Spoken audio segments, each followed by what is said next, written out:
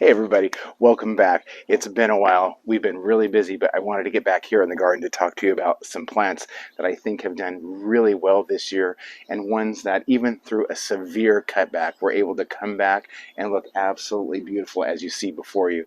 So if you remember, at the beginning of the summer, the annual season, I had planted up these containers here. They're urn-shaped faux concrete containers that I had picked up from Aldi at the beginning of the season, and they were quite the deal, and I was really excited to get those and get them planted up. And what I planted in here was the Diamond Frost Euphorbia, the beautiful Cherry Star Super Bells, and then the Surefire Begonias, both two different varieties, not intended to be two different varieties, but one ended up being Cherry Cordial, which was the new variety for this year, and the other one being the Surefire Rose Begonia. I didn't contact Proven Winners because it actually ended up being a really cool experiment to see how those two varieties did in comparison to each other.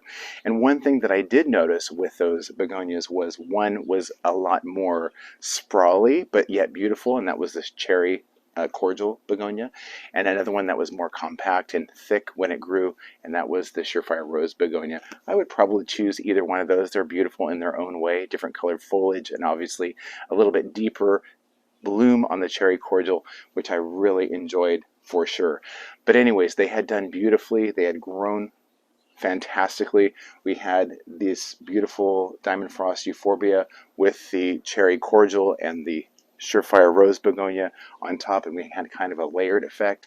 And then we had a couple tropical storms in there where we had a lot of heavy rain, which we don't usually get in the summertime, and they had just gotten really heavy, and of course they flopped.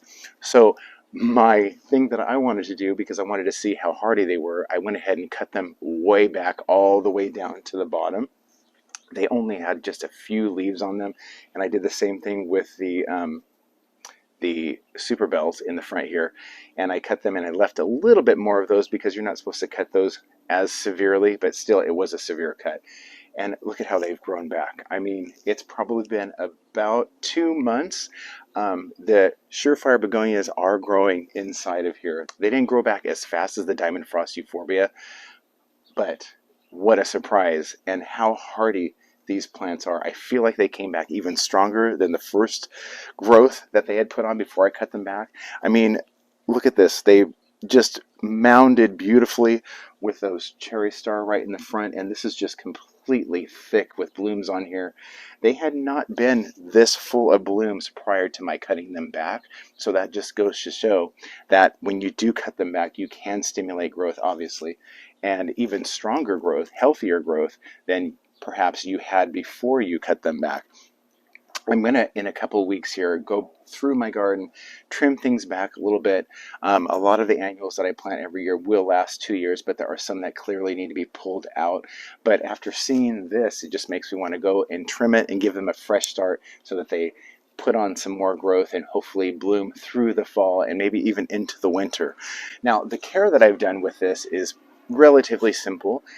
As you remember, I had run drip irrigation through the bottom and up to the top. So these are on constant water. And if there's anything I can say about drip irrigation, especially in terms of planting in containers, it's highly important because these containers don't ever go through the stress of drying out and then trying to rebound. So they grow back strong, and they grow back extremely hardy and full of growth. One of the things that I did when I trimmed these back was I used a little bit of the slow release fertilizer from Proven Winners, dappled that up on top of the soil, and then just kind of watered them in really well.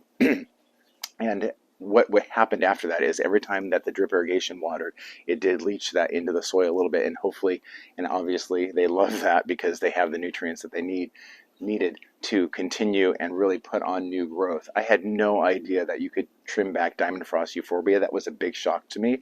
I don't really have too much experience growing this before in the past. I had one plant that was in a relatively small container that did pretty okay, but it was just kind of like it stayed the same size. It didn't really take off. And to see this taking off like it did, I'm for sure going to be using that in the garden a lot more. It has kind of a baby's breath, kind of like airy, lacy type look to the bloom, but extremely healthy. Never once had any kind of bug damage or anything like that attack it. It's been really nice, and I would highly recommend it. I was seeing a lot of people online planting euphorbia in containers and things like that, but I didn't really think too much of it until I found it here at a local nursery, which, you know, for me, whenever I find proven winners annuals, I want to give them a shot. So I was pleasantly surprised, especially since I was able to cut it back and have them come back just like this. It's absolutely outstanding. So anyways, other than the slow release fertilizer, I came in probably every 2 weeks and gave these containers, both of them, a little bit of water soluble fertilizer. You know, I was really worried about cutting them back, and I didn't really have any rhyme or reason the way I cut them back. I didn't look online to see the appropriate way to cut things back. The only thing that I did keep in mind is, like I said, I try not to cut too much back of the super bells because I wanted them to come back and not be totally stunt and killed. So I think it was just enough. And guys, if you ever have an opportunity to buy some of this Diamond Frost Euphorbia and put it in a container, I think you are really going to appreciate the fact that they are so hardy and they do so well even after a severe trim back. So anyways, that's it for today, everybody. Thank you for joining us again here. We hope to have some new content very soon, and you'll hopefully see some of the things that we're doing in our garden as we prepare for the fall. Until then, have a great day and see you again soon. Bye-bye now.